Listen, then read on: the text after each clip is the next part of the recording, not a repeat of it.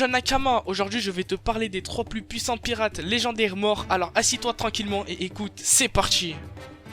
Pour commencer, le premier pirate était un samouraï, une légende, je parle bien évidemment de Kozuki Oden. Il était le daimyo de Kuri du pays de Wa et le fils renié de l'ancien shogun Kozuki Sukiyaki.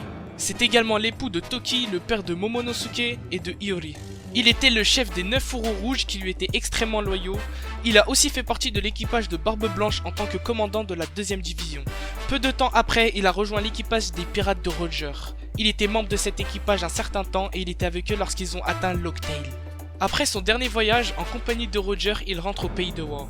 Il semble ne pas porter l'empereur Kaido dans son cœur étant donné qu'il refusa de lui révéler certaines vérités que cachait le monde. Kaido affronta Oden et respectait la force du samouraï, bien qu'il le trouvait du genre à épargner ses ennemis comme le faisaient Roger et Barbe Blanche. Lorsque Kaido remarqua qu'il avait battu Oden à cause d'un mauvais tour joué par la vieille Kurozumi Higurashi, celui-ci s'en excusa en disant qu'il a tué la vieille pour avoir justement interféré dans ce combat. Oden meurt par la suite d'une balle dans la tête par Kaido. Quelle légende ce Oden! Avant de mourir, il a permis à ses compagnons de s'échapper des mains de Kaido et d'Orochi. Le deuxième pirate était l'unique Edward Newgate, aussi appelé Barbe Blanche, l'homme le plus fort au monde, également considéré comme étant l'homme le plus proche de One Piece. Il faisait partie des 4 empereurs et représentait symboliquement par sa seule présence tous les pirates libres, dont les empereurs, le nouveau monde, l'ancienne ère de Roger, la sienne qui s'est achevée et la nouvelle difficile qui débute en étant une de ses premières principales victimes. Il connaissait la signification de la volonté du Di. Dans le manga, après qu'Akainu lui balança son Megu, il perdit la partie gauche de son visage, il perd seulement sa moustache dans l'anime. Il fut aussi blessé par Akainu encore une fois au niveau du torse. Cependant, durant les 72 ans de sa vie, il n'a jamais reçu une seule blessure dans son dos.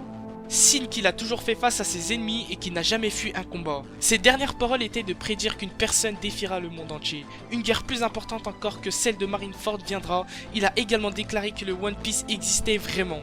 Il a été tué par son ancien subordonné Marshall D. Teach et son équipage lors de la bataille de Marineford. Il a vécu plus longtemps que ses confrères Roger et Oden.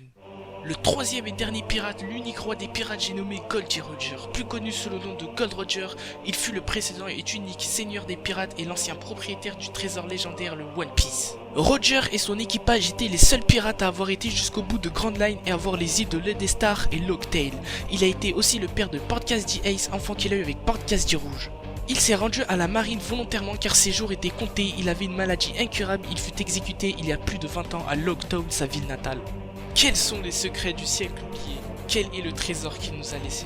En tout cas sur ce, j'espère que cette vidéo t'a plu jeune Nakama, n'hésite pas à me le faire savoir dans les commentaires et à me rejoindre sur les réseaux sociaux, lien dans la description, à la prochaine.